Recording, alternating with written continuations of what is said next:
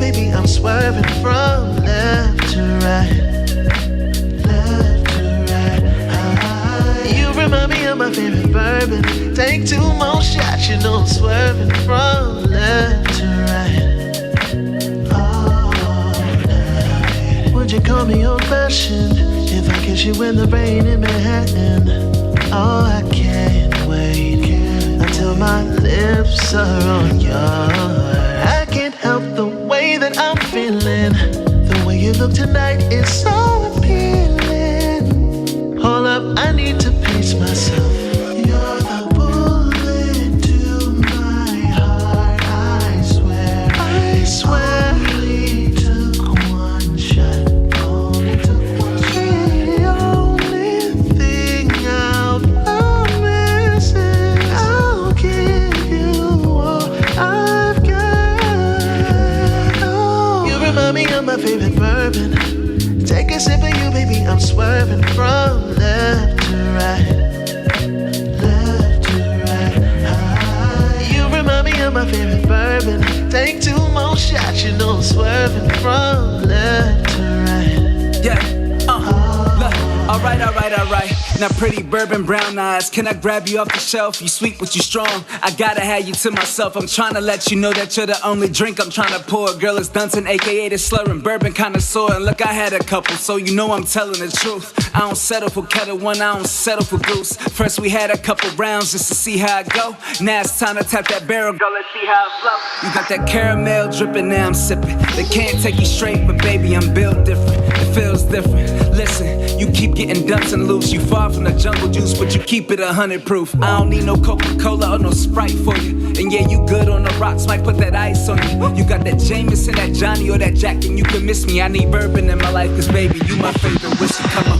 I don't want you holding back. Tell me everything, and I do mean everything, everything, everything. It's time for last call. You know that this liquor been flowing faster than free fall. If we keep going, I might not be able to recall.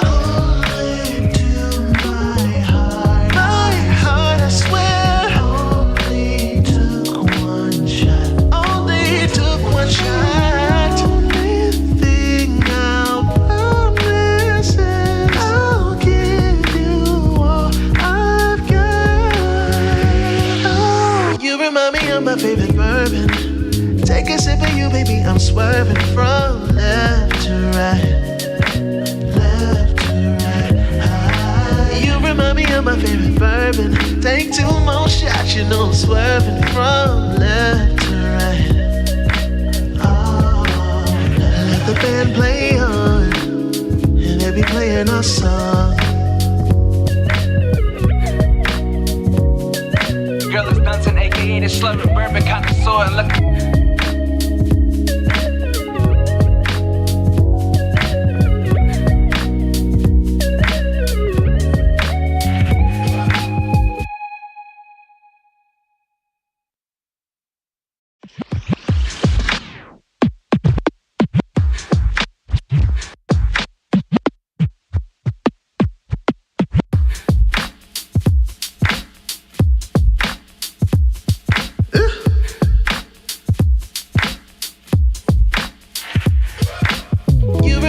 My favorite bourbon. Take a sip of you, baby, I'm swerving from left to right. Left to right. You remind me of my favorite bourbon.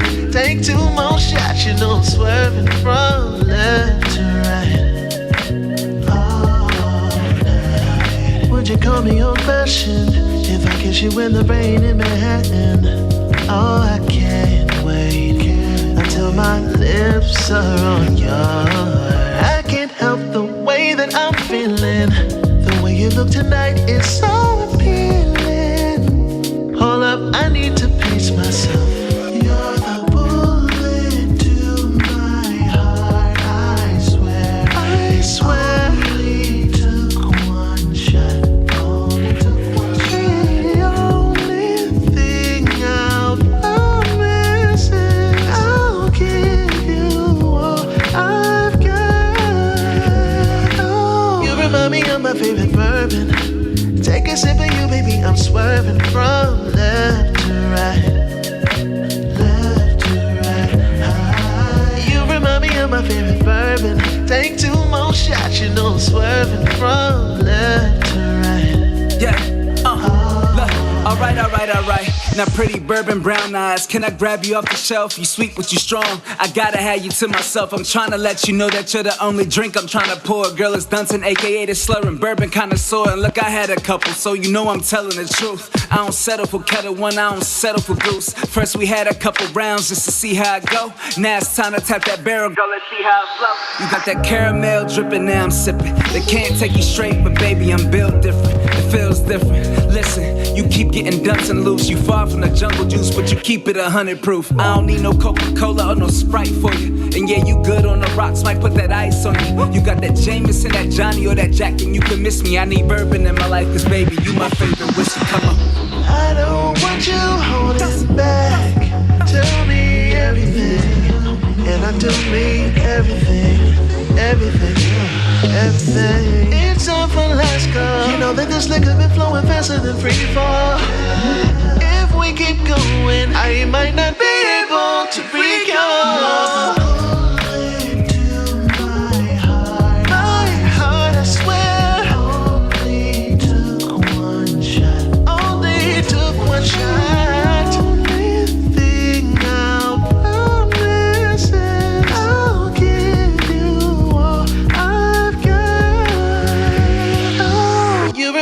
My favorite bourbon.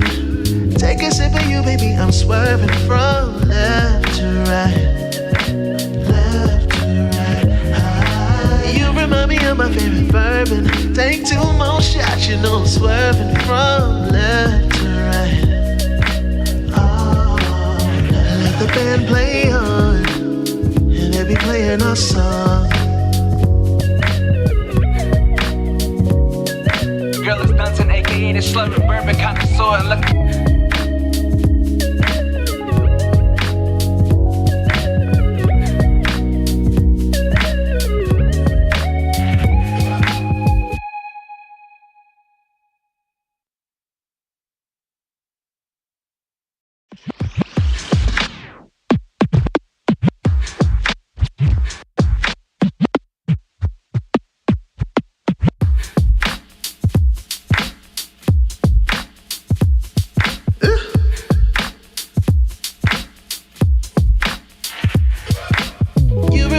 My favorite bourbon. Take a sip of you, baby, I'm swerving from left to right. Left to right.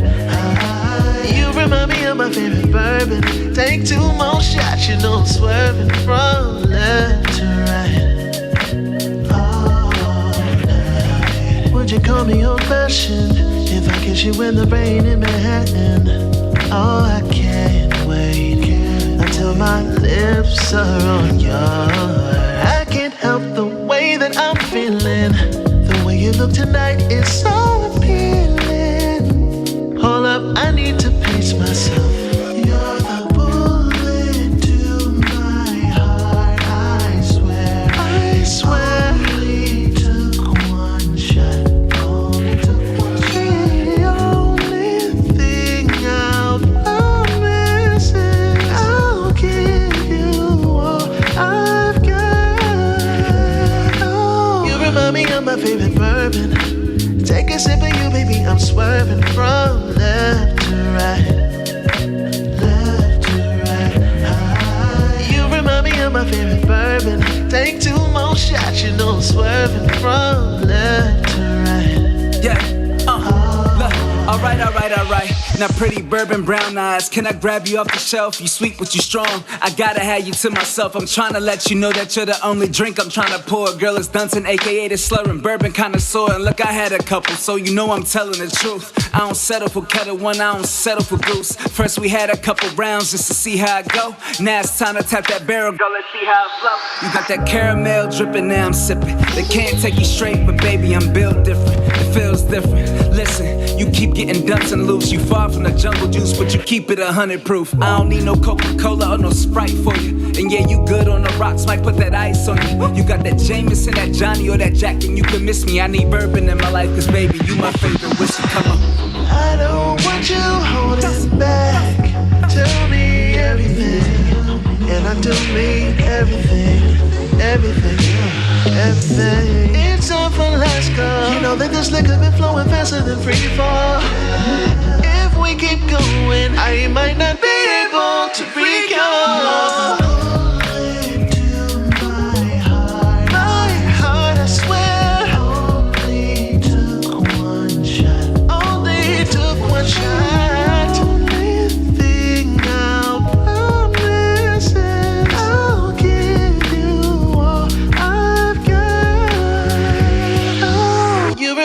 My favorite bourbon.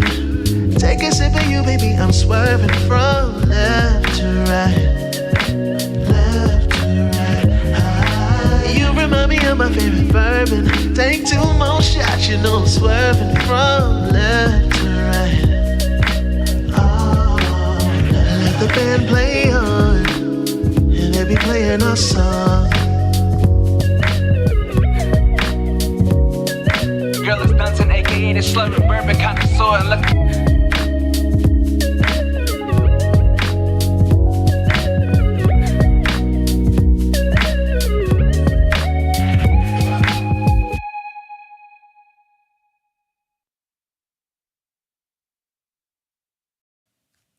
Hey, welcome Raiders. Last train to Friday. Hey y'all, come on in, grab a seat at the bar. I'm Lisa the X, aka Brown Whiskey Woman. For those of you that didn't know, one and the same. It is me, I am she, it is her, it is we. We're all the same person. What's smacking? How you crack-a-lacking? Hey DJ Mai Tai, hey DJ Diz, hey this girl Christina. It's funny seeing this whole first time Raider thing. Hey Pop for these nuts, this girl TV, Miss Tiff Star.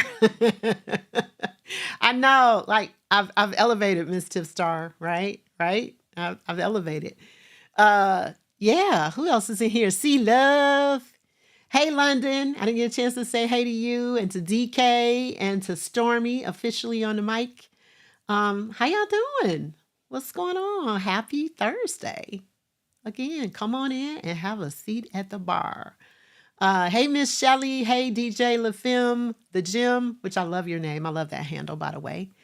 Did I miss anybody else? Hey Guzzle, hey Chanel V. Who else? Hey Locke, hey C Sharp. Thank you for the gift sub. I appreciate it. Hey Lex, how you doing? Come on in, everybody. We are riding the last train to Friday. And again, Lisa the X, aka Brown Whiskey Woman. Hey, One Reason. So, hey, Psalmist. Long time no see, right? So listen, as y'all come in, right? I want to tell you I am live from Lock and Key Media Studios in the ATL, shawty. That's the result, this high quality setup, Tiff, Lock and Key Media Studios. He's the reason. He's the reason for the season. He's the reason why it looks this good. And hopefully, I'm looking slightly better. Maybe we need to pan the camera back a little bit, but hopefully I'm looking slightly better too. But anyway, welcome, y'all. I'm so glad that you all have chosen to join me today. And thank you, C Sharp, for having me on the Last Train of Friday. Everybody throw up the Last Train of Friday emotes. Last Train of Friday, in case you did not know, is the longest running raid train on Twitch. Longest running, 3 years. This is year number 3 for it. And they definitely deserve to have those emotes thrown up. So you guys, please put the emotes up for Last Train of Friday. Let's show them some love because they deserve that to be the longest running raid train. So every show that I start off, and I know some of you all weren't here, this is your first time coming in and seeing me. I start off with a recap of what I did last week. So last week, my show was all about risk taking. So we had some questions that we asked. I tried a bunch of different whiskeys, so I took some risks. It was a whole bunch of risk-taking stuff going on. Thank you so much for the bits. Thank y'all for the hype train. I appreciate it. So I want to kind of recap with that. I want to start off with that. And I want to tell you all one of the really easy, simple things that we did last week to find out if you're a natural-born risk-taker. I want everybody to look at their hand, their dominant hand. So I'm right-handed, so I'm going to look at my right hand. And what you're looking for is to see if your ring finger, and this is your ring finger right here, that's it, the ring finger, is longer than your index finger or your pointer.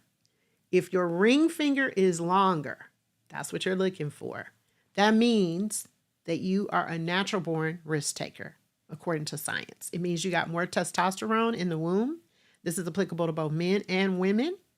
So generally speaking, if that finger is longer, and don't count your fingernail, that means you're a natural-born risk taker. So that was one of the things that we talked about.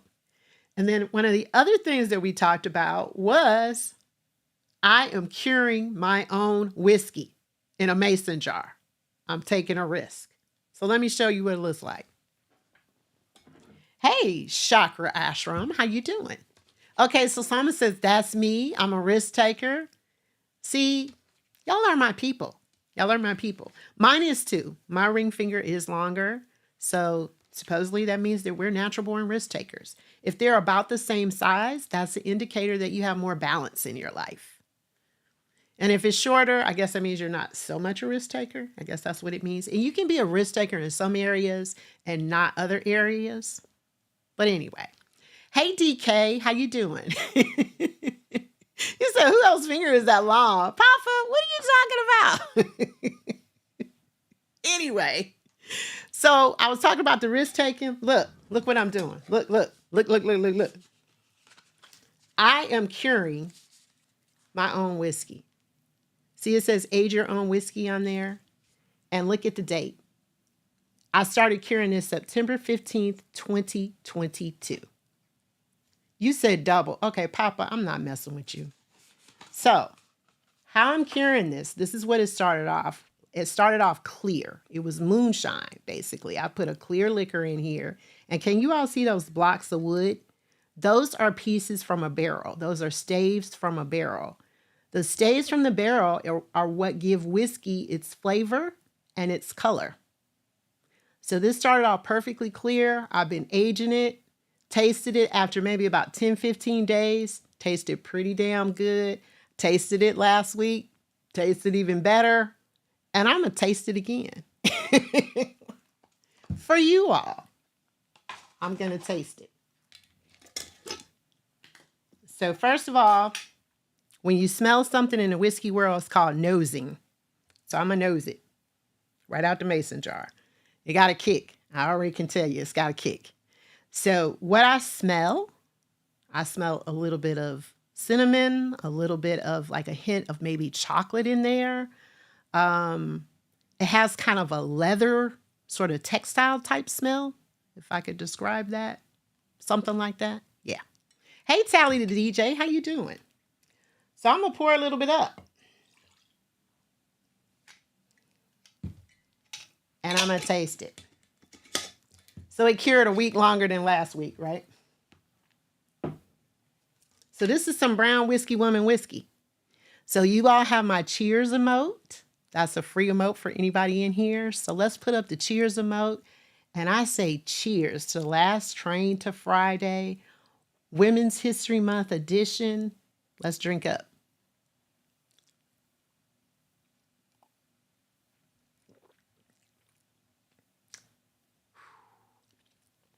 That is good.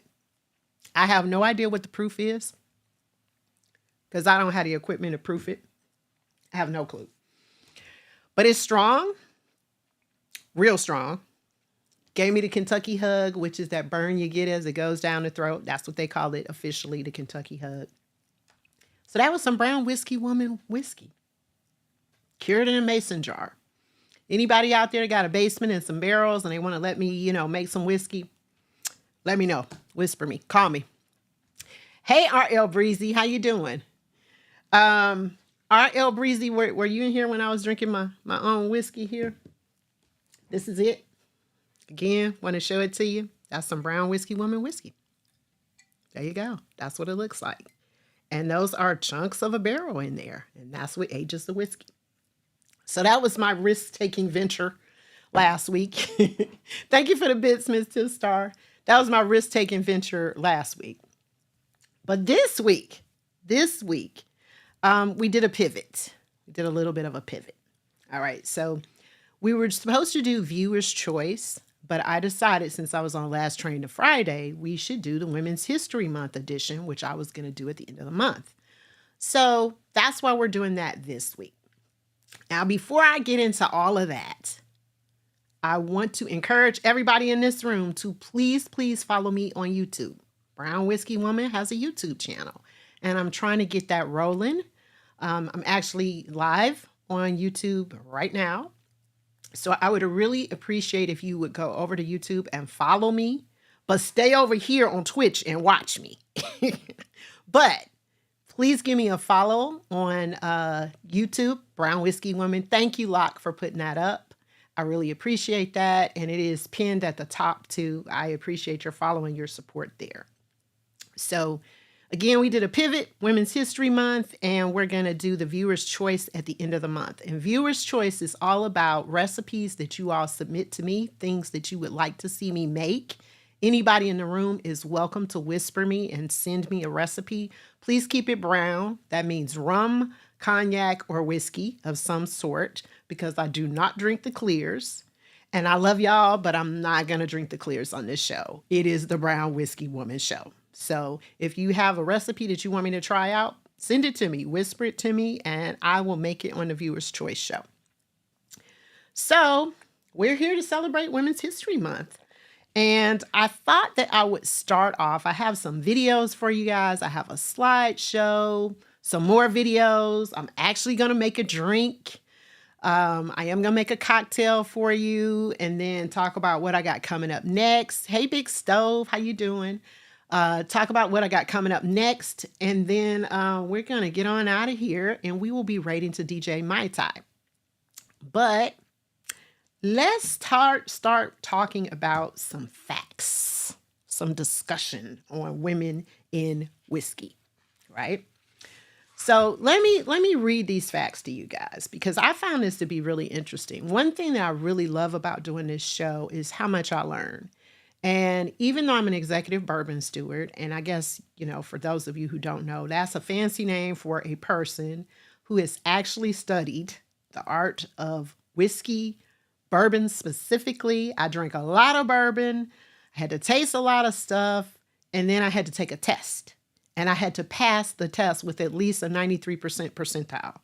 So I could not be drunk taking that test. So what I did was I tasted my stuff and then I dumped it into a cup because I was like, I just need a taste. I need to know what I need to know for this test, but I got to pass the test. So, hey, Keith, how you doing? So that was part of my experience. And I did travel to Kentucky for that, to Louisville, Kentucky. And I attended Moonshine University. Hell of a name, I know. But anyway, so these are some really interesting facts about women as it comes to whiskey. Women account for 30 to 40% of all whiskey sales, but they influence 85% of consumer purchasing. And the reason why is because women talk, other women listen, but so do everybody else. So does everybody else. Everybody else listens too. So I thought that was pretty fascinating because I didn't realize it was 30 to 40%, to be perfectly honest. So that was really interesting to me. Whiskey was the chosen remedy for most everything back in the day. American pregnant women dosed up on whiskey to ease the pain of childbirth and relax after labor until about 1973. 1973. And then they determined that there was something called fetal alcohol syndrome. So the alcohol would cause harm to the unborn child. But they used to drink it to ease the pain of childbirth and to relax after, all the way up into 1973. Some people probably say they still need it, right? Hey, Miss Riz. Hey, Natty. Yeah. Hey, Virgo.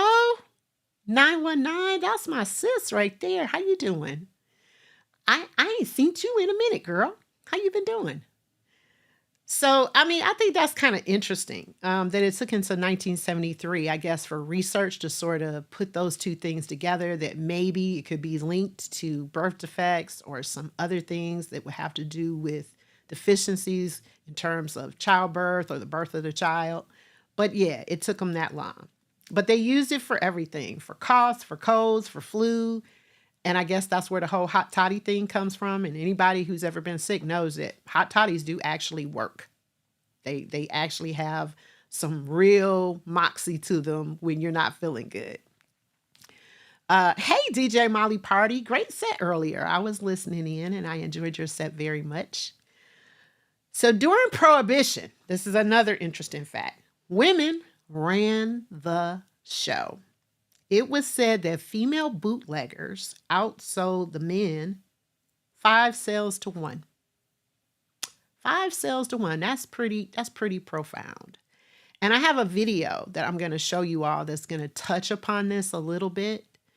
But I just think it's interesting, kind of the power of the women to outsell the men on the liquor.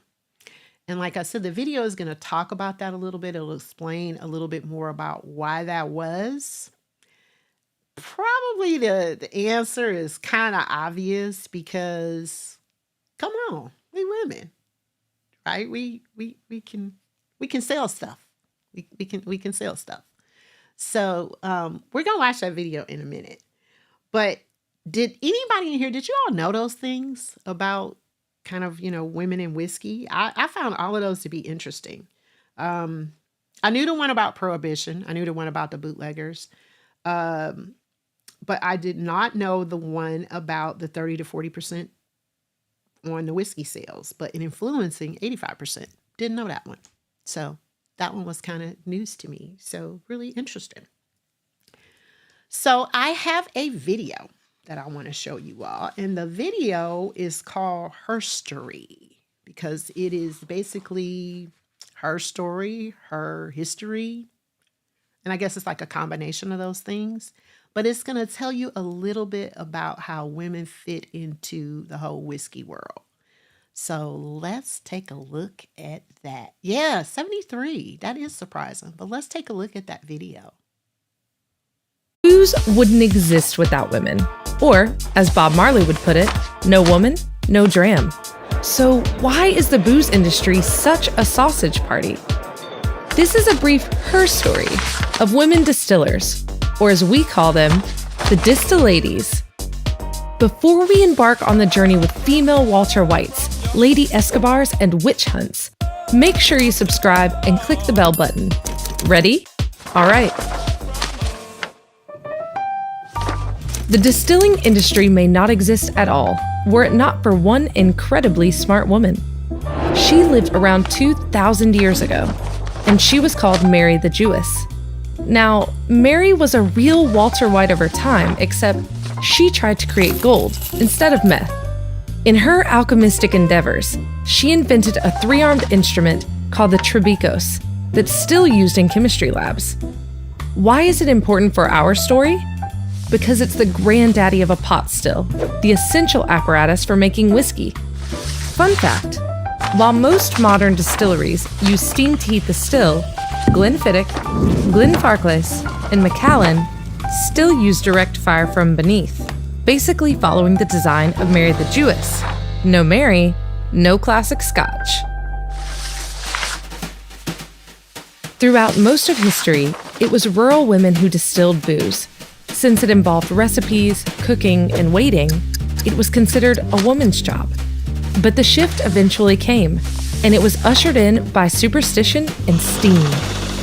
Female pharmacists of medieval Europe, who distilled medicinal alcohol and concocted various remedies, had a very important role in the society.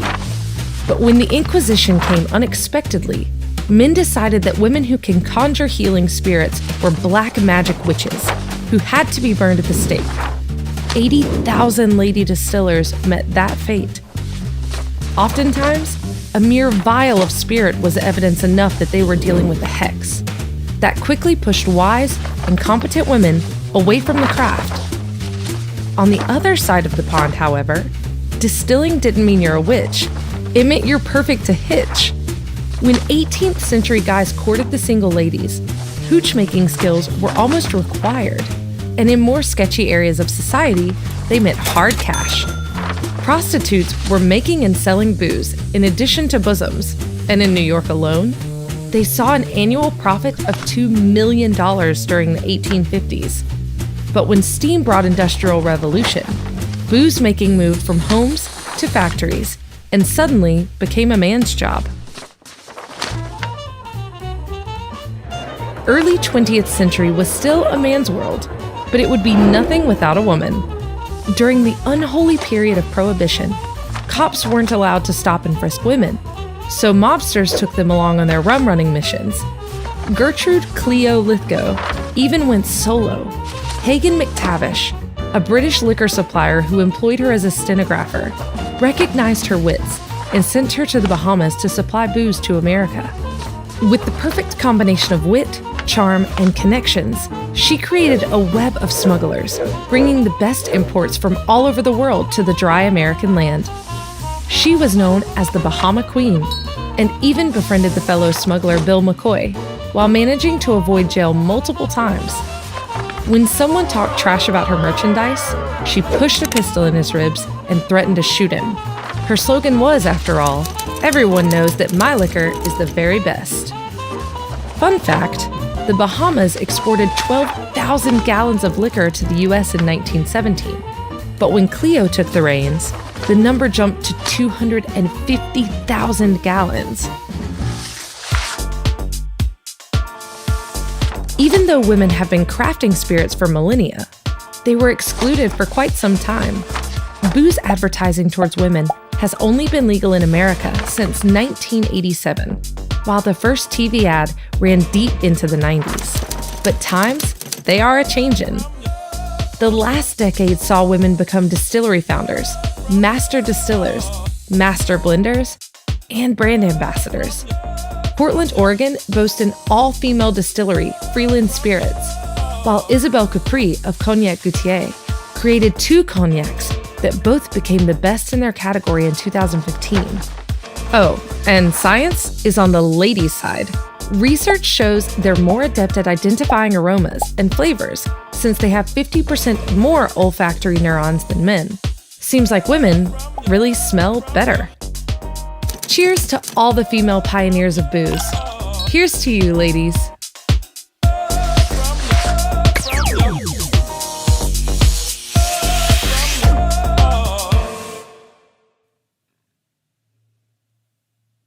So how about that? Pretty interesting, right? One thing that I learned in watching this video, I learned a lot watching this video, but one of the main things is I did not know that women actually smell better. I like that, like literally and figuratively, right? Because we just have more neurons and sensors to smell better. It makes sense to me, but it's pretty interesting, right? Pretty interesting. I saw a question in the chat from, I think it was Shelly, but you were asking, did I know the story of Uncle Nearest? I am very much aware of the story of Uncle Nearest. For those of you who don't know, the short on that is Uncle Nearest is a slave who taught Jack Daniels how to distill. So Uncle Nearest, of course, is one of the best-selling whiskeys on the market currently. I do have a slideshow, and I actually have Fawn Weaver, who is the founder of Uncle Nearest, in the slideshow. So I am going to speak to that. So I hope that I answered that question. And if there are other questions, if you guys have other questions, please put them in the chat, and I am going to do my best to address those. And if I miss anything, then my mods will let me know that I missed it. Hey, LaWanda, how you doing? Somebody else came in here. Crazy Berry Town came in here too. Hey, friend, how you doing? And if I missed anybody else, forgive me, please. I'm trying to look and read and watch videos and all that stuff. Yes, Fawn. Fawn is incredible. And as I said, she is part of the slideshow. So in the slideshow, which is going to come up next, I have profiled 8 women in whiskey, and not all of them are necessarily in distillation. They're doing various things because I wanted to give you kind of a broad spectrum view of some of the jobs and some of the other things that women are doing in whiskey. So I would love for us to show the slideshow. Hey, Real Deal Holyfield. And I promise you, I'm actually going to make a drink today, y'all. Hey, Sandra Radiate. Thank you. Happy 28 months. I appreciate it very, very much. And hey, Retta Divine, how are you? I caught a little bit of your stream earlier as well. Retta was on the raid train with us earlier. She kicked it off. So the slideshow is called Women in Whiskey. So let's get going and talk about some of these women in whiskey. So, Fawn Weaver, you see that, Shelley? Fawn Weaver kicked right off with her. She is the founder and CEO of Uncle Nearest Whiskey, and she launched it in 2016 after she read the story of Nearest Green, who is the slave that taught Jack Daniel how to distill. And she decided it was time for the world to know Uncle Nearest's name, so she put in a lot of research. She actually purchased farmland that was owned by the gentleman who owned Uncle Nearest. That guy was a preacher, as a matter of fact. And that is where the Uncle Nearest distillery is being built. I think by now it has been completed. They were sourcing their whiskey, which means they get it from another source, bring it to their location, bottle it, and put the label on it. But they were actually building a distillery, and it may be complete by now. I visited a couple of years ago, and that is a picture of me and Fawn Weaver. And y'all see how I was grinning? Because I was happy. I was so excited to meet her and her husband, Keith. Uncle Nearest has won numerous American whiskey awards and medals, and is now available in all 50 states as well as a dozen countries. And Uncle Nearest really has put black whiskey in particular on the map. There are a lot of others, but they really put us out there. And so it will always have a really special place because we got a double minority working here, a black female. So this is wonderful. All right, let's see who else we got on here. So this is Jackie Zykan. She is a master taster at Old Forester. Old Forester is the first bourbon ever to be taken out of a barrel and put in a bottle. So she is a master taster, and a master taster is an individual that tastes the whiskey out of the barrels to determine what should be bottled. She also conducts master level training, and she leads the single barrel private selection program at the distillery. So some pretty major tasks there at Old Forester. So needless to say, Old Forester is the oldest because they were also the first. There's lots of disputes sometimes about, what whiskey came first and are we older? Is this one older? They're all pretty damn old for the most part. We got some new whiskeys out there, but most of the big dogs are pretty old. All right, let's see who else we got on here. So we have Karen, and I want to pronounce her name correctly. And if I mess it up, somebody help me. Karen Luna Ostaseski. I hope I said it correct. But she is one of the first Hispanic founders. She created her own brand of scotch in 2013. And for her story is really interesting. If you all get a chance to, check out some of these ladies and read their stories a little bit more in depth, because she talks about some of the hurdles she really had to overcome in order to get her brand launched. And she actually did a public GoFundMe, basically, to raise money to launch her brand. And I think that's pretty phenomenal. And she raised over $50,000 to get her brand started, because to start a whiskey business is not easy. Hey, Moni G, how you doing? All right, I'm ready for the next one.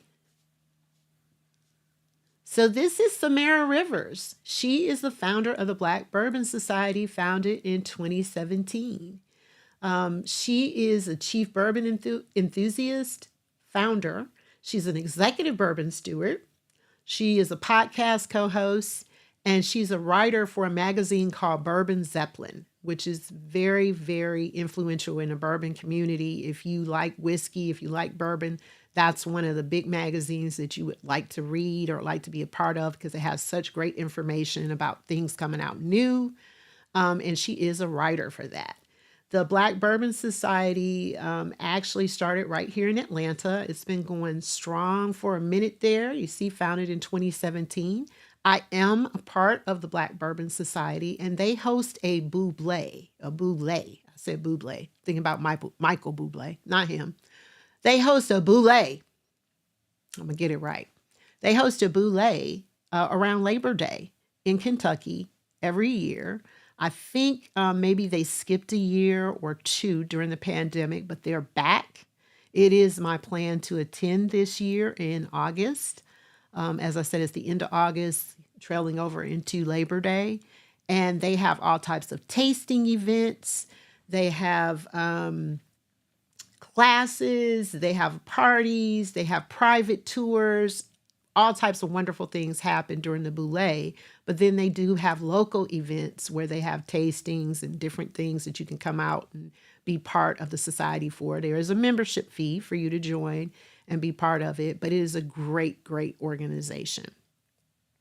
Yeah, Loretta, you know what? Retta, you can still join. Even though you're not here, you can still join and you can still, participate in some of the activities. So, it's not too late. Go to the website, check them out. I do have that information going through my stream elements about the Bourbon Society, what we're drinking today, and a couple of other things. So make sure you check it out. All right, next slide. So these three lovely ladies, Brandy Bowles, Kate Rosante, and Victoria Horn, they created a relatively new whiskey, 2022, called Boss Molly Bourbon. And Boss Molly is an old ranching term that means a stubborn female mule. She's the pack leader, might be a little bit bossy, but she gets the job done. And these three ladies were friends, had been friends for a long time, and they went on a trip together and they were playing poker, and they were just talking about whiskey generally and saying how most whiskey is a bunch of, old men on the bottles or created by old men. So they were like, what if we create something and we give it a name that's a little bit more feminine? And Boss Molly was also a historical figure. And that was something I found out as I researched this, that she was a ranch hand and she had her own cows and, her own animals, and she was known to be real tough, but she also dabbled in distillery. So she was distilling liquor and, making her own hooch too. So their name kind of has double meaning, with it being the stubborn female mule, but also an actual person. And that is on their website. So next slide. All right. This is Deanya Jones-Reed. She is the owner of Distilled. Distilled is a mobile boutique lifestyle and spirits company. So if you check out their website, you'll see that they have a range of services. You can you can hire a bartender through them. They do private events. They teach classes. They have tastings. There's a whole lot of stuff out there that they offer. And it's all mobile. They'll come to you, whatever you need. Also, she is one of the managing partners of Stillbacks. And Stillbacks is also another company that does bottling and distillation and a lot of different things. They have a lot of services that they offer. And then she does the Soul Palette podcast. So this was a person who I was not familiar with. I had not heard of her. So again, every time I do research and I find out something new, it's a wonderful thing for me. Okay, next slide. This is Creola Dickerson of New Riff Distilling. I love this picture of this woman because y'all, don't she look happy? She looked happy with that glass of whiskey in her hand. And she is the lead single barrel brand ambassador for New Riff Distilling in Newport, Kentucky. And she does have purple nail polish, one of my favorite colors too. I just saw that. Thank you. Thank you for pointing that out. So yeah, I just love this picture. I just absolutely love this picture of her. So if you want to know what single barrels, like again, a lot of terms, and you're like, what is that? What does that mean? A single barrel means all of the whiskey is poured from one barrel, because most of the time whiskey is blended for a consistent taste. But when you go to the liquor store and you buy a bottle of whiskey and it says single barrel, what that means is that all of that whiskey came from one barrel. So she would be the person, the brand ambassador, that would be promoting that. So brand ambassadors are basically like the face of the company. They go out and tell people, hey, I work for New Riff. These are the products that we offer. This is why you want our product in your restaurant or in your bar or in your retail area, whatever it is. They're basically like the salespeople. So I love that. You just bought a bottle of New Riff, Tally? Really? That is fantastic. See, I love it when you all come in here and you all have tried these things. I have not tried New Riff. I'm not versed on that one. So I'm looking forward to it. Hey, Dr. Dady Priest, how you doing today? Okay. All right. So I think that's our slideshow. Oh, no, I have another person. Okay, I'm sorry. Okay, how could I forget Becky? Y'all see that picture of me and Becky down there? I met Becky at World of Whiskey. So this is Catkin Creek. She is the co-founder of the distilling company. It's the first legal distillery in Loudoun County, Virginia since Prohibition. So she is the first female chief distiller in almost a century. So when I met her and I read that story, and World of Whiskey is like basically this huge event. They had it here in Atlanta. Shout out to K-Lock, my executive producer, for telling me about the event. It was here in the Buckhead area, and there were about 200, maybe 200 different companies represented. You pay a fee, you can go in, you can taste all of the whiskeys that they have available. And I met Becky there, and we took that picture. And again, as you can see, I was shitting and grinning because I was happy. I was happy to meet Becky. And I bought a bottle of the Catkin Creek while I was there. One of the gentlemen that was, just kind of in the crowd came up to me and he said, "Hey, you like rye whiskey?" I said, "Yeah, rye is my favorite." And he took my hand and he said, "Let me take you to the best rye in this whole place." And he took me over to Catkin Creek, took me to the booth. I met Becky. It was delicious. And I went out and bought like 2 bottles. I had to hunt it down, but I went out and bought 2 bottles. Hey, Coliso 6. Okay, yeah, you need to go to Virginia for some liquor. Most definitely. Okay, so that's our last slide. I don't know how I forgot about Becky. But again, I wanted to share that with you all because I wanted you all to see some of the things that women are doing in the liquor industry. And we're coming up in the liquor industry. We're coming up in whiskey in particular, but just liquor as a whole. Women are becoming a lot more involved. And of course, I love seeing that. When I went to my class at Moonshine University, which is not a division of DeVry Institute, just to let you all know, it's Moonshine University in Louisville, Kentucky. The class was maybe 50 people. There were 2 women and there were 2 African Americans. I can raise my hand on 2, right? Everybody else was white male because generally whiskey is dominated by white males. That is usually the representation. So I'm really happy to see that changing. Now you all might wonder, is there an organization for women when it comes to bourbon? The answer to that is why, yes, there is. It is the Bourbon Woman Organization. So it's bourbonwomen.org. It's about whiskey education and industry trends. and it hosts the only female whiskey consumer conference.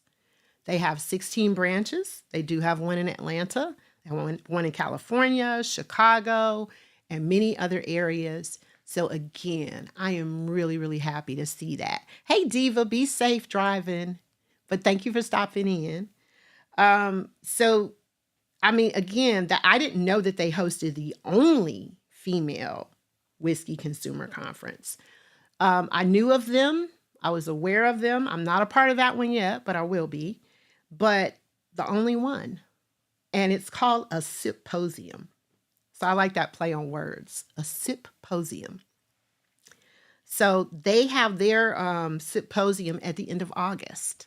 So I guess August is a hot month to be drinking whiskey and going to boulets and all of that kind of stuff, right? I guess that's, yeah, one of those things. So yeah. You too, Virgo. Thank you so much for stopping in. I appreciate you. And thank you also, Sandra, for stopping in. You guys know I'm gonna go off topic for half a second, but I'm gonna come right back. The month of February, I do 29 gifts, which are random gifts. And it's about kindness. It's about just showing someone that, you know, you care about them. It can be a stranger. It can be directed. And during that 29 days, I also received some gifts. And I received a lovely gift from Sandra Radiate from our home city. We're both from Detroit, from Shinola. And if you all don't know about Shinola, please Google Shinola. They make fantastic watches, handbags, all types of leatherware. It's a great place. It's a place that employs people, really has helped bring Detroit back from where it was. I am very proud to be a Detroiter. And I know sometimes people have very negative things to say about Detroit, but I am very proud to be from Detroit. Detroit is a big part of who I am. It's a big part of music with Motown and all of those things. So don't discount it. I'll just say that. Hey, Lainey Star, how you doing? Going through Stream Elements since Lainey came in. Lainey has done some coloring books for children, and the links are in Stream Elements. So please support her. Lainey will probably be writing some children's books and some other books coming soon, but she started with the coloring books, and that information is going through Stream Elements. So make sure that you support her. Okay, Simmering Teapot. I love your name. Hello. How you doing? Welcome in. So good that you joined us. So glad to have you here. So y'all here. It's the Brown Whiskey Woman, and I'm gonna make a drink, right? Because we're in here, and I'll make a drink. Thank you, C Love. I appreciate you. What up, though? That's my Detroit homie. I'm gonna make a drink. So whenever I make drinks on this show, I want you all to be educated about what you're drinking. I want you to be educated about everything that you do in this life. One of the things that I say on this show all the time is that you need to do everything with intention. There should be a reason why you do it. There should be your reason. And I say your reason because sometimes other people have reasons for why they do things. And you think, well, that should be my reason too. No, your reason should be your reason. It should be about your intentions. So I am going to make a drink today. And I want to tell you about what we're drinking. So Simmering Teapot, you said, oh, you drink so much tea? You made it your name. Okay. I'm a tea drinker too. So yeah. Hey, Kelly, I missed you earlier. How you doing? Okay. Thank you. Thank you. Thank you, Kelly. You're right. It is. It's got a bad rap, but it's a beautiful city, especially in the summertime. Oh my God. The riverfront, the festivals on the riverfront. Detroit is beautiful. And right across the water is Canada, a whole nother country. Hey, anyway, enough said. So I want to talk to you about what we're drinking. And I chose what we're drinking tonight with a lot of intention and care. All right. So this is what we are drinking. This is what we are going to make our cocktail with. This is called Rabbit Hole Derringer. And I'm going to put on my glasses and read some details to you about it. Always read your bottle because that is where you can get a good maybe I would say 90% of information about what you're drinking. And then if you want to know more, use Google. Go to the website of the liquor that you're drinking. You can find out everything that you need to know there. You also can get some great recipes. The best recipes for whatever it is are always going to be on that liquor's website. So the reason why I chose this, hey Cruz, welcome in. Twofold. First of all, you're probably thinking, well, she didn't really talk about this. No, but the reason why I chose it is because the founder of this, his wife's name is Heather, and she named the product because this gentleman was a psychoanalyst and a psychiatrist. That's what he did for a living. And he loved scotch. And she was from Kentucky. Heather was from Kentucky. So she was like, you got to try some bourbon. So he tried some bourbon and he liked it. And she was like, okay. So now what? So he said, what if we open a distillery? And she said to him, what kind of rabbit hole are you trying to take our family down? And he said, I like the name. So he chose that as the name for the product. Hence, we have Rabbit Hole out of Louisville, Kentucky. So that's the reason why I chose it. And their story, to go on the Rabbit Hole site and just kind of read it, is really phenomenal. It's really a love story and it's really beautiful. And so we are drinking Rabbit Hole. Now, the second reason why I chose this is because this was gifted to me from DJ C Sharp and Yo Yo Bebe. About maybe about 2 years ago, we got the opportunity to meet for dinner. They came to Atlanta for a visit. We both have children that aren't really children anymore, but they have a daughter and I have a son, same age. And both of our kids have autism. So we kind of bonded over that, and we have a lot of fun, a lot of discussion about our kids and kind of the challenges that come with it and some of the wonderful things about it as well. But they're one of my favorite couples. Now, we got some great couples on Twitch. So Kelly is here, Kelly Vision and Relly Rel. They just celebrated 25 years of wedded bliss. So put some hearts in the chat for them, first of all. Happy anniversary, Kelly. And Rel, if you lurking, happy anniversary to you too, because you part of it. And they have a really, really dope show on Twitch. So make sure that you follow them. But also Yo Yo Bebe and C Sharp on Sundays have a show that they do in the basement where they talk about various relationship things. They have like a little courthouse where they take stuff to court and, people talk about it. And so they're also one of my favorite couples. And I think it's just phenomenal to see couples, Black couples in particular, because a lot of times we don't get the opportunity to see that. We don't really get a chance to see that kind of represented in our communities. So I so much appreciate them, and put hearts in the chat for both of those couples, right? Okay, This Girl TV, you said you do a whiskey exchange for your birthday. Your friend also celebrated his birthday around the same time. Pick Rabbit Hole. Okay. And you picked Redbreast, 12 year. I've had Redbreast. Okay, very cool. Okay. Yeah, okay. So Keith, you said you missed many football games because you rather chill with C Sharp and Yo Yo. Yeah. They have a great show. And I'm going to tell you guys, I'm going to say this as my disclaimer. When we first got on Twitch, I've been on Twitch about 4 years, like a lot of us. I was on all day, every day in everybody's room. And then, of course, when outside opened up, I went back outside like a lot of us did. And I'm not on Twitch nearly as much as I used to be. And I also found that supporting everybody is really, really hard. But please know I am there in spirit with you. And I appreciate you all support here with me. But it's something. It's hard and it can be really expensive. But please know there are a lot of dope DJs, a lot of dope streamers. There are people doing all types of things on Twitch.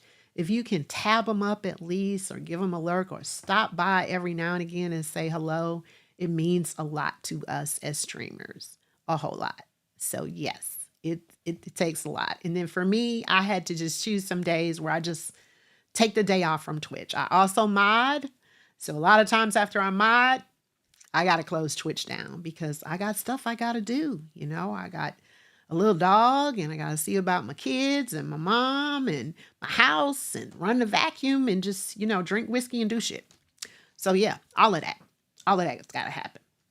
So anyway, getting back to the rabbit hole. I went down the rabbit hole, didn't I?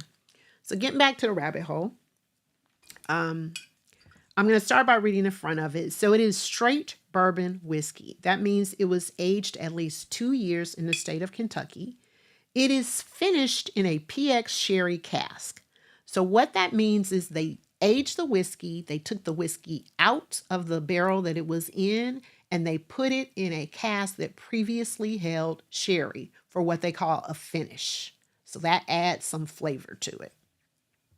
It is 46.5% alcohol by volume. So your alcohol by volume, if you double it, that's your proof. So the proof is 93. On the side, it says small batch. So technically, there's no real definition for what a small batch is at a distillery, because for some distilleries, that might mean 10 barrels. It might mean 100 barrels. There's not a legal definition for it as of yet, but it does mean that it wasn't like, 200, 300, 400 barrels that were made. It was a smaller quantity. It says twice finished in new toasted and charred, American oak barrels, and Pedro Jimenez sherry cask. Pedro Jimenez is a type of grape. It's very sweet. It says it's never chill filtered, as it should be. And then on the other side, it just says Rabbit Hole, established in 2012, Louisville, Kentucky. And it has the 2 rabbits on the side. And that's it. That's what the bottle looks like. And then on top, it just has the little tag that has 25 best bourbons of the 21st century by the Robb Report, which actually rates whiskey. And then they just have like a scan code and some different things that takes you directly to their website. So you all can see that. So I'm going to make a cocktail with it. Hey, DJ Malachi, how you doing? Welcome in. Yeah, Kelly, supporting everyone is very expensive of your time and your money. And think about this, your time you can't ever get back. You can always make more money, but your time you can't ever get back. So you have to think about sometimes what's the most effective use of my time. And it's not that you don't want to support everybody, but you do have to do things, Like I said, I got to read about whiskey so I can be ready for the show. I got to go out to the liquor store and buy whiskey so I can be ready for the show, as well as all the other stuff that I need. So it's important that we get out, right, and do other things. So we're going to make a cocktail. This cocktail is called a Blackberry Palm Derringer cocktail. One thing I do want to point out on this bottle, before we get away from it, you notice it's Derringer, which you think about like the gun, the Derringer. It's spelled a little bit different. It's spelled like Ringer. So I went and I actually saw a whiskey review on YouTube by one of my friends. His name is Don, and he and his wife actually own a tequila company, and it's called Teak Life. But that's what the podcast is called. But anyway, on there, he was talking about Ringer. And so the gentleman that he was talking to was from Rabbit Hole. And he said he kind of thought that maybe the spelling, the unique spelling, came from the fact that she dared him, his wife Heather, dared him to go down the rabbit hole, and she's his ringer. And I kind of like that. I don't know. I like that. So there was a question in the chat. Somebody asked, Kelly asked, how many bottles do I own? Oof, Kelly. I don't know. I'm going to say over 100, maybe 200.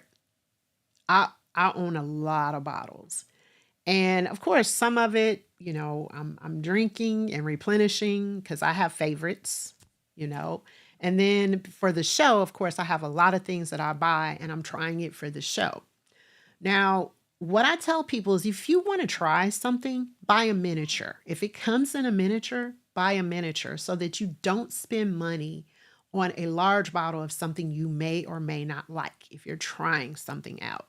So last week when I did the whole risk-taking thing, I tried a whole bunch of miniatures, right? So that's a good way to experiment or get like a pint or a half pint or something of that nature. And that can be, a way for you to try something and not spend a whole bunch of money because liquor ain't cheap, y'all. It's not. You're going to spend anywhere between about $30 up. And up is usually more like it. And when I say that, like your top shelf liquors, they're going to be like $50, $60, $70, $80 and up. Your mid-level things will be about $30, maybe $30 to $40. And then you have like bottom shelf. Your bottom shelf stuff is going to be your cheap stuff. So that might be like $20. Now, let me say this. Just because it's on the bottom shelf doesn't mean it's bad. Doesn't mean it tastes bad. Because there's a lot of stuff on the bottom shelf that tastes great. And they're good, solid whiskeys. Now, for clarification, whiskey is a category. And underneath that category, you have bourbon, you have Japanese whiskey, Canadian whiskey, moonshine, and you have scotch. All of those fall underneath that category. Okay, so just keep that in mind. So think about whiskey is like an automobile, and then you have all these different kinds of automobiles underneath that category. So again, we're going to make this drink. It's called a Blackberry Palm Derringer cocktail. Now, I had to do a little, what I call Food Network prep on this drink. So I want to tell you a little bit about the prep that I had to do to make this drink. So I'm going to read the ingredients, and this is on the Rabbit Hole site. So if you're interested in this recipe, go to the Rabbit Hole site. That is streaming through Stream Elements. But just go to rabbithole.com and you're going to find it there. So this is the description, first of all. I want to read you the description because this description, it sounded good as hell to me. I was like, yeah, I'm going to make this on the show. This sounds good. It says, sweet and seductive. This Derringer cocktail is made for lovers. Dark and sweet, this blackberry pomegranate infused cocktail features Derringer, which brings hints of rich cherries, smooth vanilla, and spiced currants. This unique symphony of flavors will leave the senses stimulated and satisfied. A cocktail designed to be made with someone you adore. How about that? Don't that shit sound good? Didn't that sound romantic?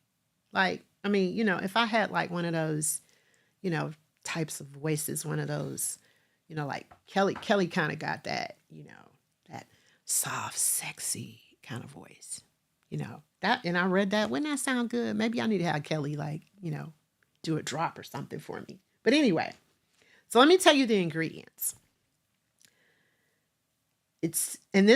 I had to modify this, okay? This is how the recipe is going to show for you, but I modified the recipe to make one drink. It makes 4 drinks. So it's 10 ounces of Derringer bourbon, 1 cup of fresh blackberries, 2 fresh rosemary sprigs, enough ice to fill 4 rocks glasses, 1 1/4 cups of filtered spring water, 16 ounces of pure pomegranate juice, and 3/4 cups of granulated white sugar. Okay, 3/4 cup granulated white sugar. I don't know why I'm having problems with that. Granulated white sugar. I don't know. Maybe I just don't want to say that. But anyway, those are the ingredients. Okay, so the prep came in because you're making a syrup. All right, so the syrup is called Blackberry Simple Syrup.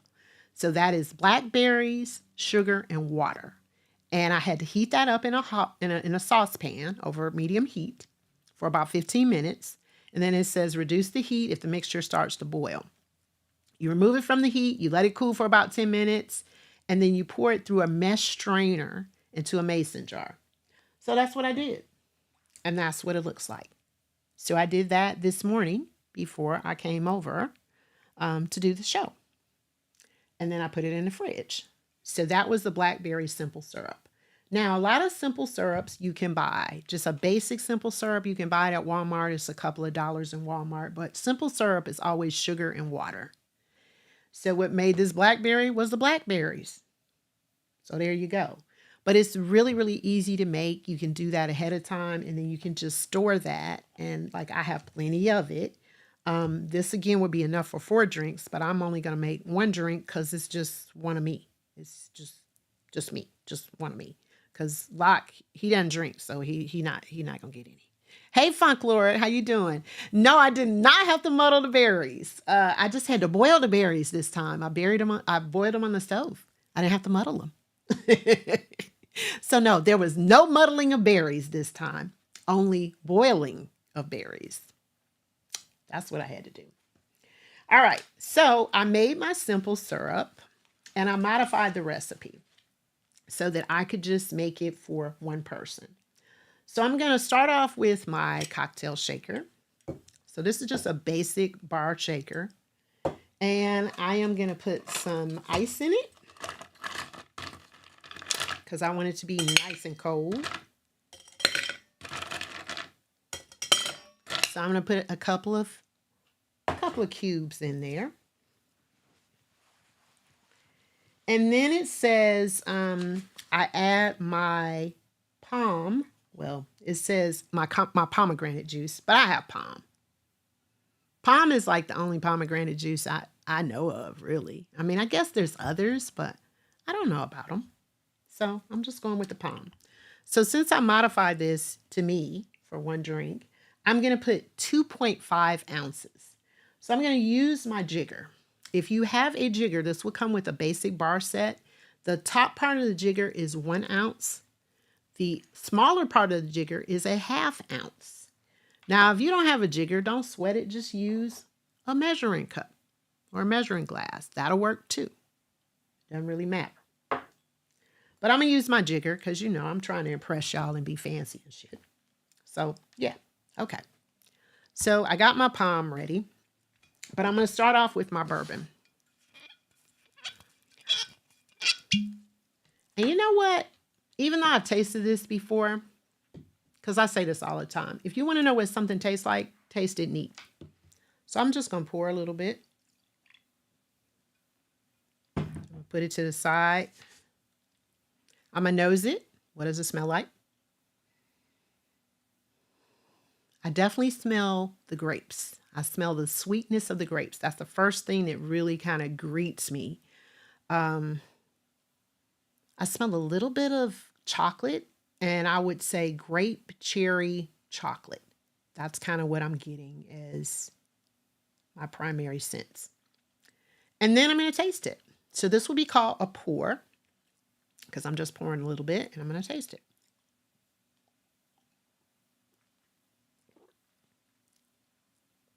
Now, I already knew it was good. It's very, very smooth, but it definitely has a whiskey kick. So I'm saying that because even though it was cured in this sherry cask, it was finished, it does soften out the edges just a little bit of it. It's not as harsh, but it's whiskey. No doubt about it. It's whiskey. I got that Kentucky hug going down the throat. I can feel that little burn. It's there. All right. So if you're tasting, that's the first way that you taste. If you want to open up the flavors a little bit, you add a little room temperature water. That's going to kind of soften it up a little bit, but it's also going to open up the flavors. And when they say open up the flavors, they become more distinct. You can really taste them. If you add ice to your drink, it closes down the flavors, which means it kind of freezes it right where it is. But most people don't want room temperature drinks. We want cold drinks. All right, so I'm going to put that to the side. Okay, so now I am going to do my measurements here. So 2.5 ounces. So this is my 1 ounce. Hey, Neek, how you doing? Did you come in earlier? Or am I just... Okay. 2. And then I'm going to do my half.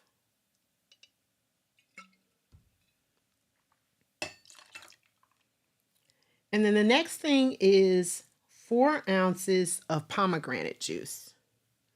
So I am not going to use my jigger for that. And by the way, I always like to look at it and tell you, it has a real cork. A lot of them have plastic corks because it's more cost efficient, but this does have a real cork. And a lot of people in the liquor world would tell you that's a sign of quality. I can't say I necessarily agree with that because I do get, for economical reasons, having a plastic cork. But when you do have a real cork, what happens is if you don't rotate your bottles, and when I say rotate the bottles, you would want to store the bottle on the side so that the cork would get moist. I said moist. Otherwise, the cork will just break off and float into your beverage, and you really don't want that. So keep that in mind when you're storing your whiskey. You do want to store it sideways, or at least you want to rotate your bottles from time to time, because most of the time people store their bottles upright. They're not storing it like wine. But like when I was asked how many bottles I have, I do actually rotate the bottles and I'll tilt them. I'll look on the shelf, kind of see what I have. So, hey, Vansdale, thank you so much for the bits. Appreciate it. So I'm going to put the rabbit hole over there to the side, continue with the recipe. So the next thing is 4 ounces of the pomegranate juice. So as I said, I'm going to use my measuring cup for that because I just don't feel like doing all of the, doing the jigger over and over again. So I'm going to just pour it up. And I happen to know that 4 ounces is right at the top. I don't even need my glasses for that. Thank you for the bits, Big Stove. I appreciate you. And I'm going to pour that in. And then 4 ounces of my blackberry simple syrup that I made. And I'm going to try real hard not to make a mess here. I don't want to get kicked out.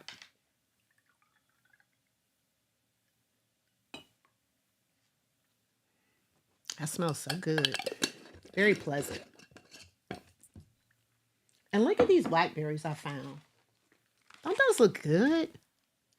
And they're not organic or anything. At least I don't think they are. No, they just say Sweet Caroline Alpine Fresh. Just bought these at my local store. I just thought they looked so delicious. And when I tasted them, they were so sweet.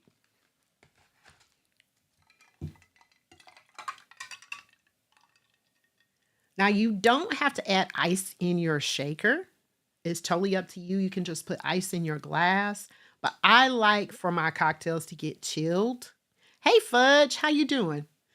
That's important to me, but you don't have to do that.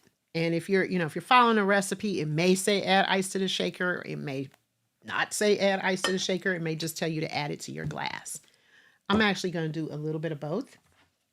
So I'm going to put a cube or 2. I'm going to say 2 in my glass. And then I'm going to shake it up. So about a good 30-second shake. Generally, I will shake until I see the condensation around the side of the shaker. That lets me know I probably have a good mix on it. A bartender might tell you something different. I am not a bartender, and I do not pretend to be one, and I don't play one on TV.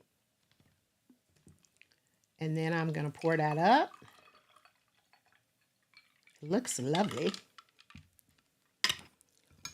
And then we're going to talk about some garnishes. So the recipe calls for some rosemary. So this is organic rosemary. I didn't know it was organic when I bought it, but this is rosemary. And what it tells you to do is to actually light the rosemary on fire.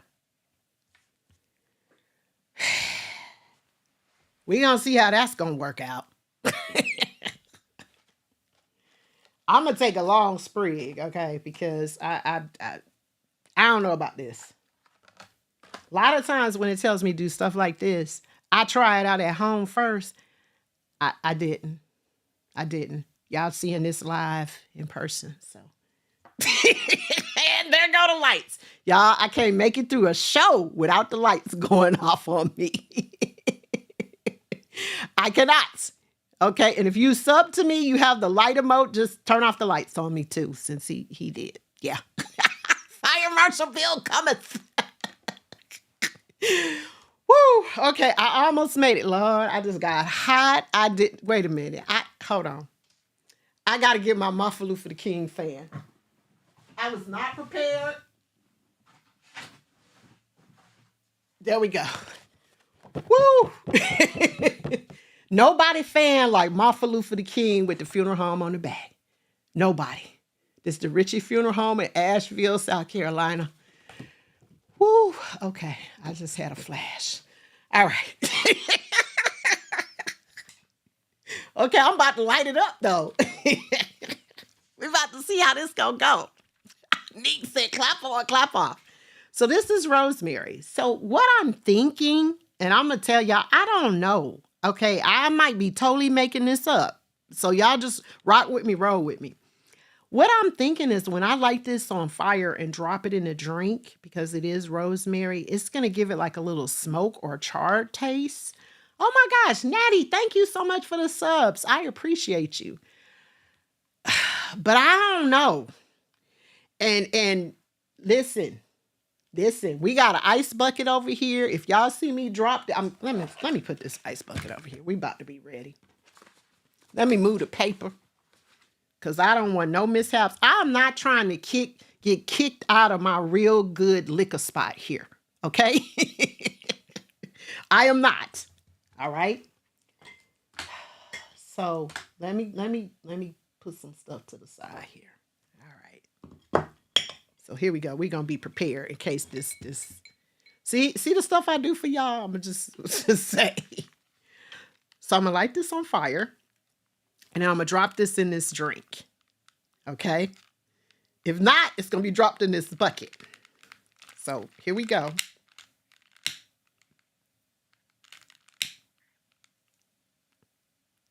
Okay. It's not even catching on fire.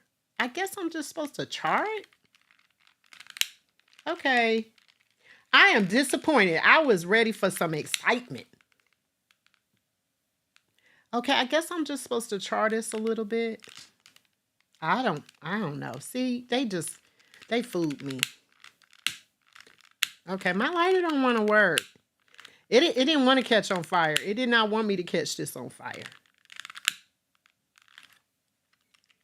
Okay. Okay. Anyway, we're going to pretend like that caught on fire. All right. How about that? Unless Lot got a lighter. Okay. All right. Let's see. Let's see. We're going to see if we can put our hands on a lighter and see. Thank you. But maybe it's not supposed to like really catch on fire. Maybe it's just supposed to roast. There we go. We got a good burn on it though. So there we go. So it doesn't really catch on fire. So that's education for me. It just kind of chars it a little bit. And again, I'm thinking this is going to give it like a smoke taste. And then we're going to drop it in there for a little garnish. And I'm going to put the lighter over there to the side. Thank you, anonymous gifter. I appreciate you. And then we're going to do a little garnish.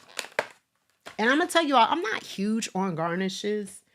I mean, garnishes make drinks look pretty. And if I'm preparing a drink, like if you come over to my house or if it's some type of brown whiskey woman cocktail party or some social thing, I will give you the fancy garnishes and all of that fancy shit. And it'll look all cute. And y'all will be like, ha ha, kiki, ha, that's nice. But at home, I'll be like, whatever, to a garnish. But anyway, got our rosemary sprig in there. And then I have some pre-cut oranges because I thought that would make it look pretty. So there's our finished product. That is in a brown whiskey woman glass right there. That is our blackberry palm derringer cocktail. So I'm going to taste it. Let's see. Let's see what it tastes like. And I'm going to take that orange off.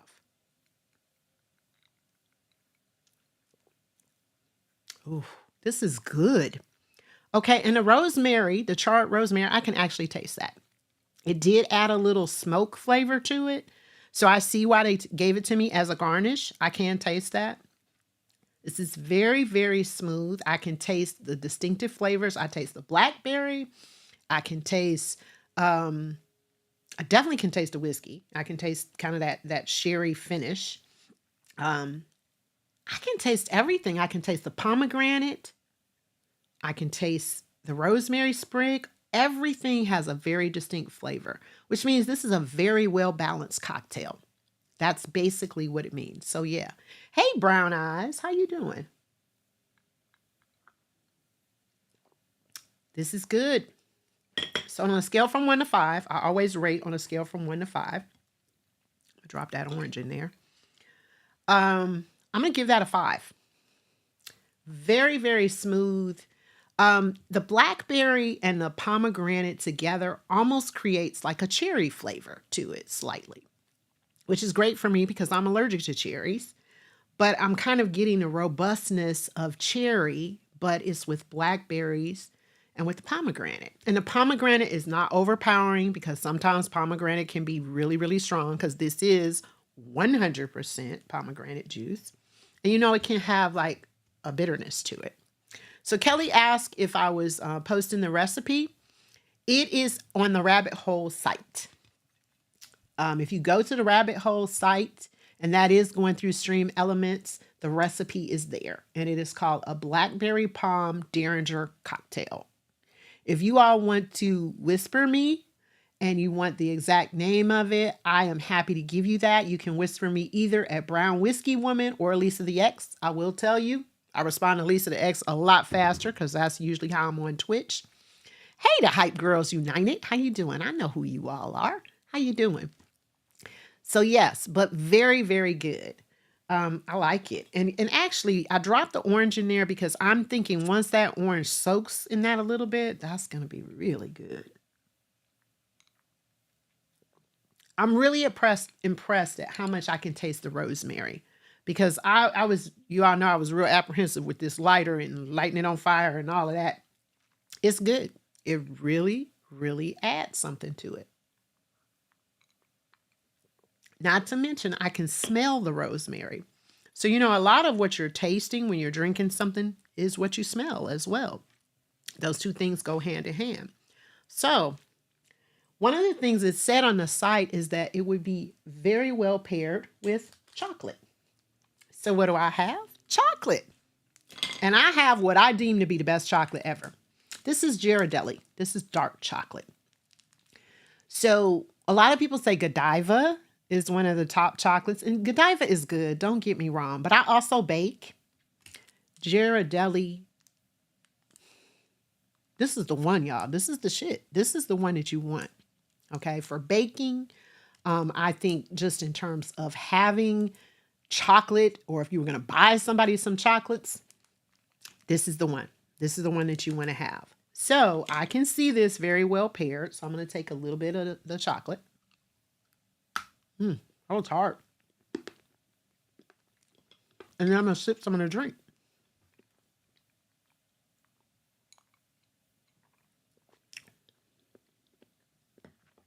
The two pair together very well. And it does give it a different flavor. Hey, Blue Majesty. How you doing? I got an extra piece for him. Blue Majesty said, don't leave that chocolate in here with Lot for his extreme sweet tooth. But it does give it a different flavor. Having the chocolate, tasting it, and then the drink afterwards. So different things will give your drink nuances. And chocolate is one thing that pairs very well with whiskey. And it's not something that people really think about. Dark chocolate and milk chocolate, actually both. But dark chocolate does have a little bit of a bitterness to it that can pair very well with whiskey, even straight. Hey, Rel, how you doing? Yeah, get some chocolates, Rel. That's the thing. And do a mix, like the milk chocolate, do the dark chocolate. Try some different things. And the thing I really want to tell you all about just whiskey, period. Hey, Prodigy. Do not, this is with a capital D, capital O, capital N, capital O, capital T. Do not let other people tell you how to drink your whiskey. You like what you like. Drink it the way you want to drink it, because whiskey is a very, very personal thing. And the way I like my whiskey might not be the way that you like yours. And no one way is better than the other. It's all about what you like. That's really, really important. And, you know, one thing about kind of being in the whiskey world and being an executive bourbon steward, a lot of times people would try to tell you, you know, well, you shouldn't drink your whiskey like that. You should drink it neat, or you should do this, or you're diluting it by doing these cocktails. I'm going to drink what the hell I like to drink. And I'm going to tell y'all, you drink what the hell you like to drink. Try some cocktails, try some different things, try some different whiskeys, try some bourbon, try some scotch, drink some moonshine, do some of the Japanese whiskeys, do the Canadian whiskeys.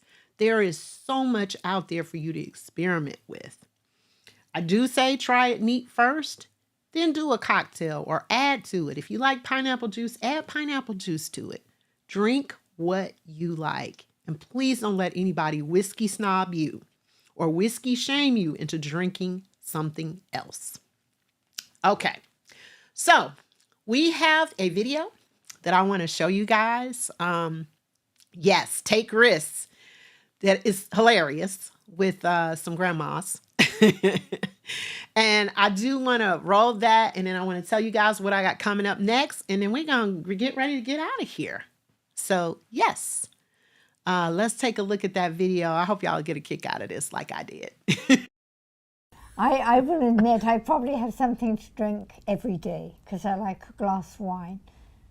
But harder drinks, it's usually on the party mood, going out to dinner, or it's part of my life, for sure.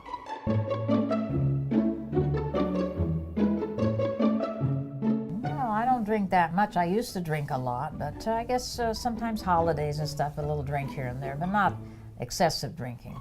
Yeah. I love parties. I like parties. Been to a lot of exciting parties. During the Olympics, I had the entire Spanish yachting team for a big party in the backyard. That was really fun.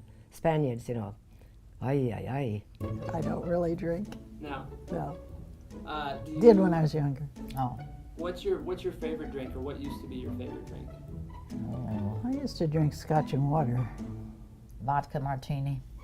Favorite drink is Zinfandel wine, or vodka and tonic on the other side. Okay. How about you? My favorite now is Malbec.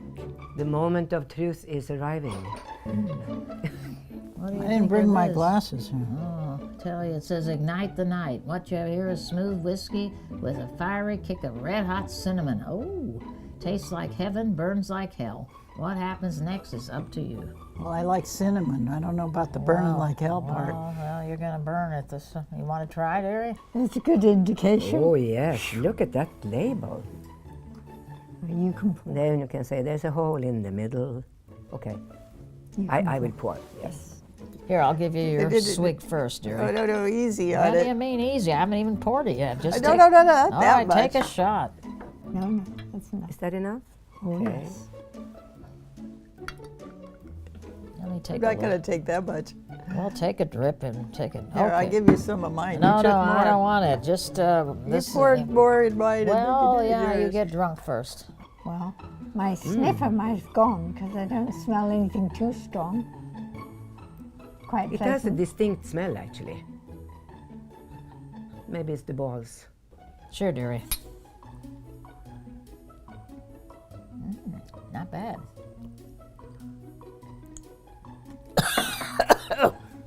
It is hot. Cheers.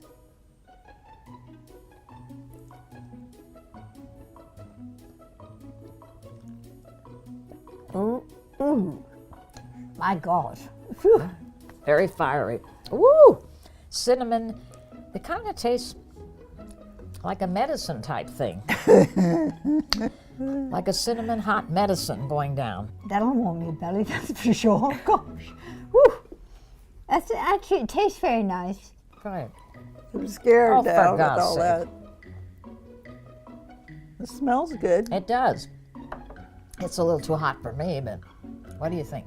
It's soothing. It's kind of soothing. A little bit. Skål. It's gone.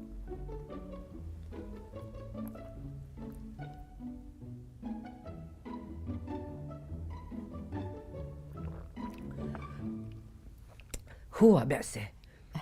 Ay, ay, ay. It does, That doesn't is it? mighty impressive. It's actually good. That's what I said. It's not bad. You like it? I like cinnamon, yeah. I like the cinnamon flavor also. I could get to like this. Yes. Selby, du? Dingeling?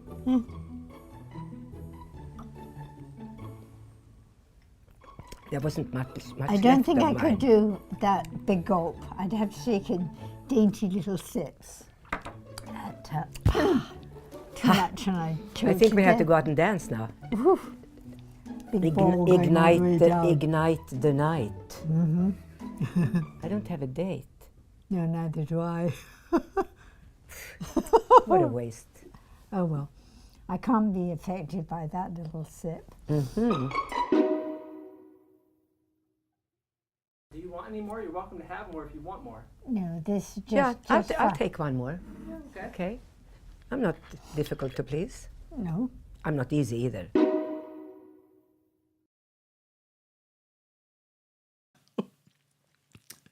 Do y'all not love them? I absolutely love them. And y'all see, I got busy. They was drinking and I was drinking too. And Natty named them, what'd you name them? Natty, Marilyn, and Marilyn and Myrtle. It was two names. I love that video. I absolutely love it. When I found that, I was like, that's the one right there.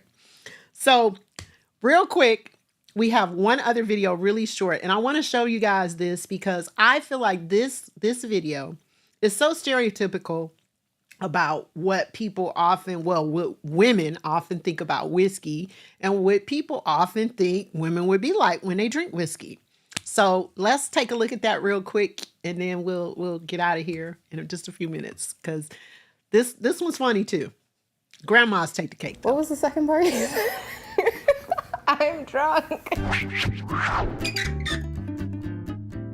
I don't know anything about whiskey. I'm not really the alcohol type. Might cry, I hear it's disgusting. and then I think I'm gonna throw up for like an hour afterward.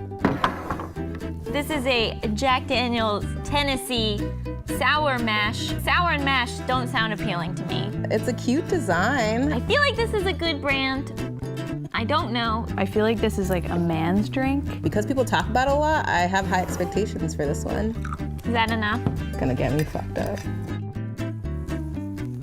So gross. It smells like an old man, like really strong grandpa.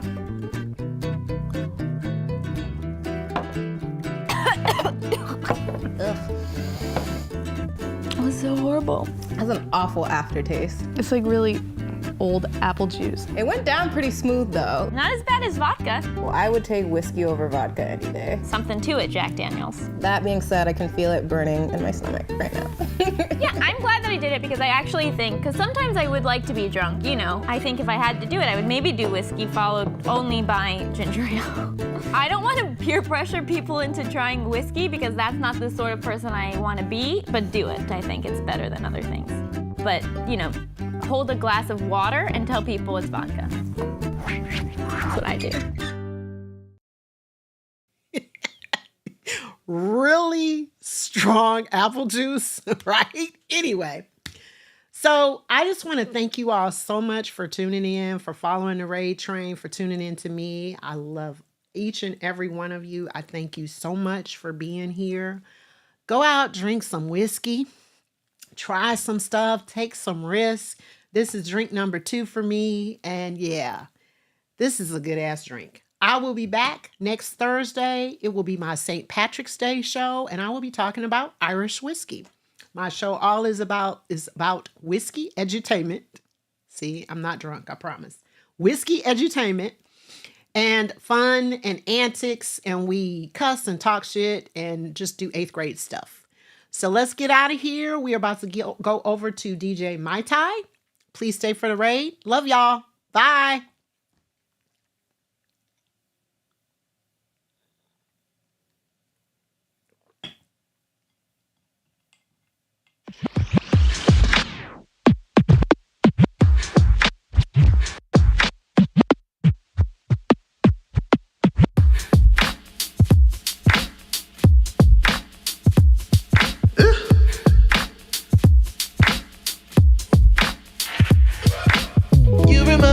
my favorite bourbon. Take a sip of you, baby, I'm swerving from left to right. Left to right. You remind me of my favorite bourbon. Take 2 more shots, you know I'm swerving from left to right.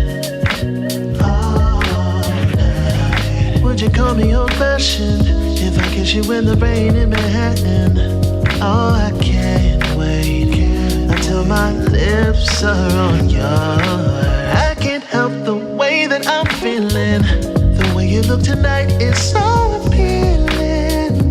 Hold up, I need to pace myself. You're the bullet to my heart, I swear. I swear.